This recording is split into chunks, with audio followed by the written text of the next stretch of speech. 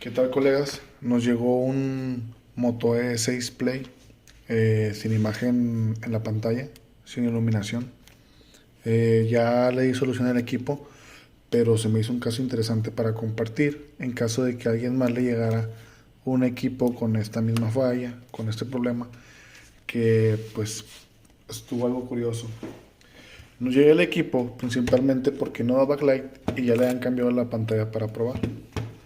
Nosotros podemos encender el equipo. Ahí creo que ya encendió.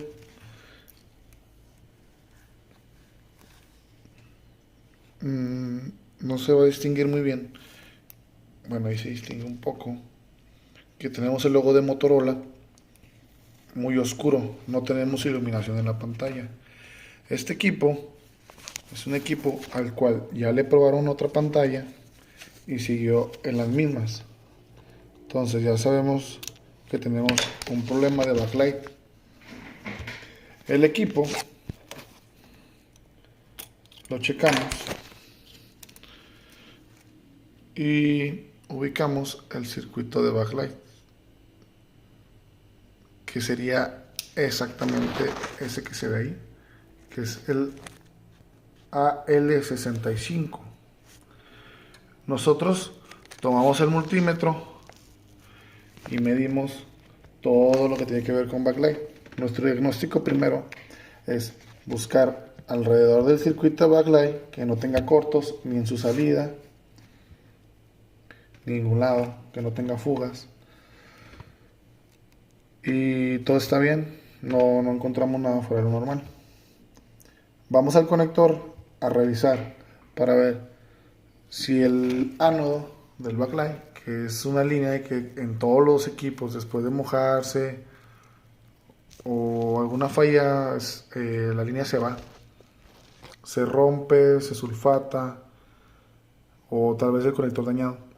La checamos, que viene siendo el número 7.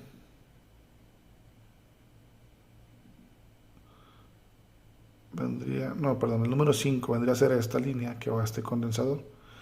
Y tenemos caída de tensión. Conectamos la batería y aquí debe de aparecer 4 volts, 3.7, 3.8. La batería, el voltaje que debe aparecer en el ánodo del backlight debe ser un voltaje similar al de la batería. Lo tenemos, entonces hay comunicación en esta línea a su circuito de backlight, pero no tenemos backlight, no tenemos iluminación. Checamos el conector y checamos el cátodo, que vendría a ser esta línea. Aquí tenemos el esquemático y vemos que en el conector el número 5, que es el que checamos, es el ánodo del backlight.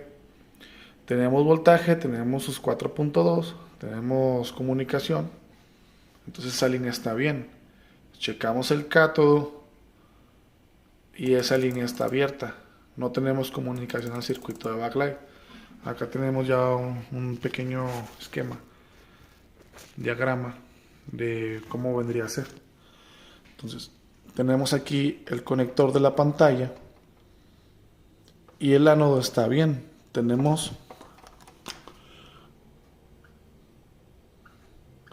nuestro voltaje, entonces está bien esa línea, pero si esta línea está rota, el cátodo no se va a terminar de cerrar el circuito, por ende no vamos a tener backlight en la pantalla. Nosotros hacemos el puente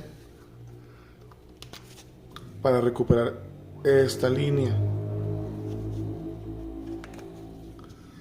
Una vez recuperada, pues en teoría deberíamos de tener backlight, si esa es la falla. Nosotros hacemos el puente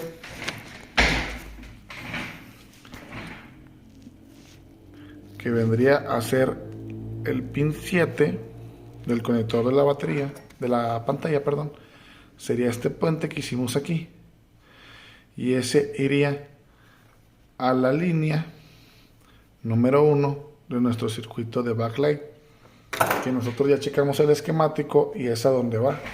Es el cátodo del backlight, es el retorno de la corriente que circula por el backlight. En teoría tendríamos que tener backlight. No lo tenemos, seguimos con la imagen oscura. No quisimos cambiar el circuito de backlight ni nada, porque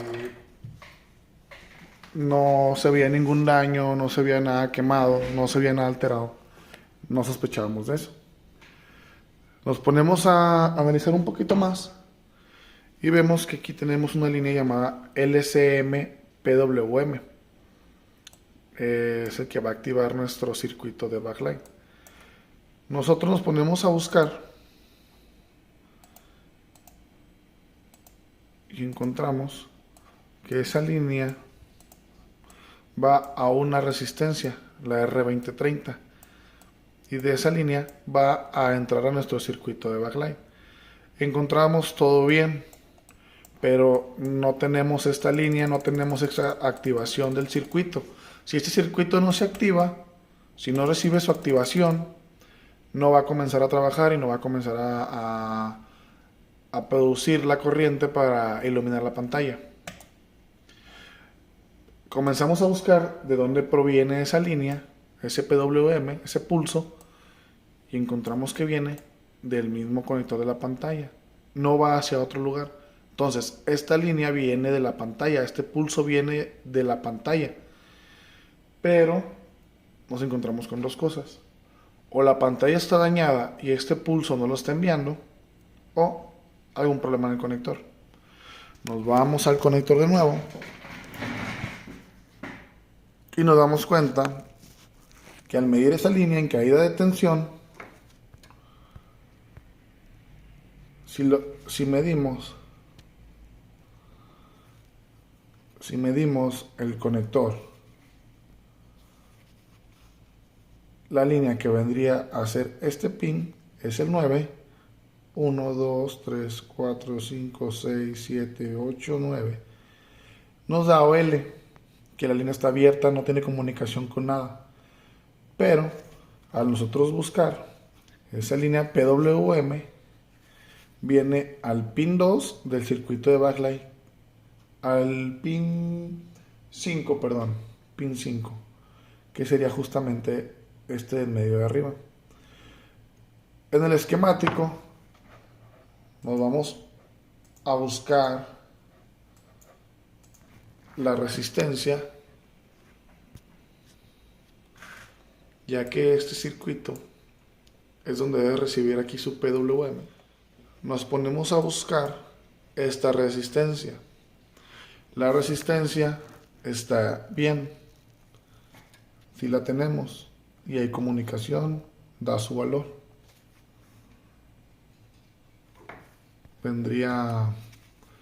Esa resistencia vendría a ser esta.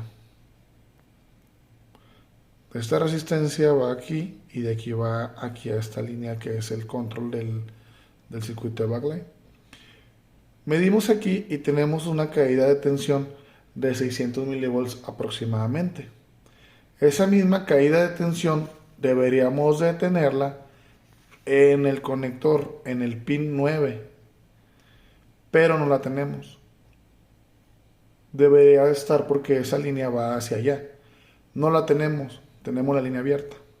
Ok, hacemos un puente de ahí hacia la resistencia, que para no hacerlo tan largo, seguir la resistencia, seguimos aquí esta línea que aquí va por este camino y llegamos a que llega hasta aquí, a este pequeño punto de soldadura que ya raspé. Hicimos el puente ahí, esa línea, reconstruimos la línea, vamos al conector y ya tenemos el valor de nuevo. Con eso conectamos la pantalla y ya tenemos el backlight de nuevo. Explicado un poquito más sencillo, acá con nuestro pequeño diagrama, prácticamente teníamos rota la línea del cátodo y del PWM que viene en la pantalla. Estas dos líneas estaban abiertas, no tenían comunicación desde la pantalla hasta nuestro circuito de backlight. Cuando nosotros reconstruimos la línea cátodo, teníamos cerrado el circuito del backlight, pero nunca iba a funcionar porque no estaba trabajando nuestro circuito.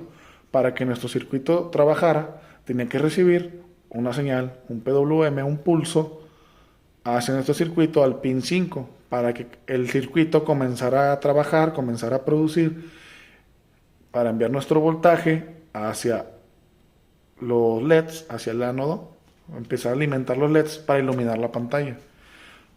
Todo por tener esas dos líneas abiertas. Ahorita las quité nada más para dar un poco la explicación, pero voy a reconstruirla rápidamente para que vean el equipo funcionando.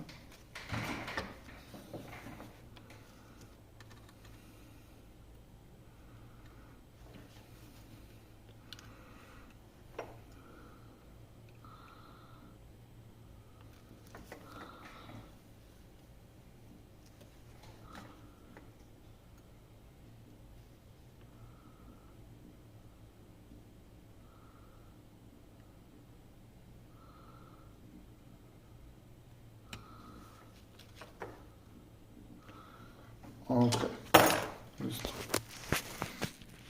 Ya tendríamos nuestras dos líneas reconstruidas, que sería la de el cátodo hacia el circuito y el PWM, que también decía primeramente la resistencia y la resistencia al circuito. Ok, ya tenemos todo. Teóricamente ya tenemos todo lo que nuestro circuito necesita para trabajar, para comunicarse con los LEDs. Ya va a tener su cátodo para cerrar el circuito de backlight y ya va a tener su PWM para poner a trabajar el bus converter. El circuito de backlight va a comenzar a trabajar y va a comenzar a elevar la energía del teléfono para iluminarlo.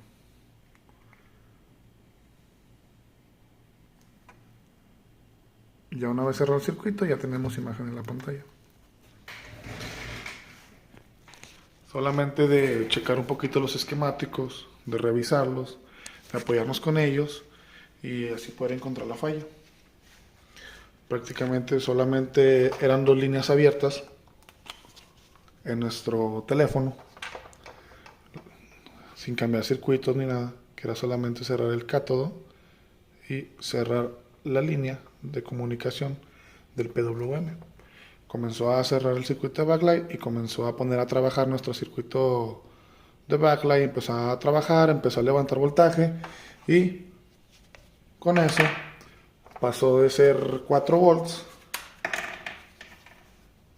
a elevarlo a 20 volts, 22 volts aproximadamente, que es con lo que funciona un backlight para iluminar nuestros LEDs. Ya va dependiendo también del brillo, cuánto voltaje enviar.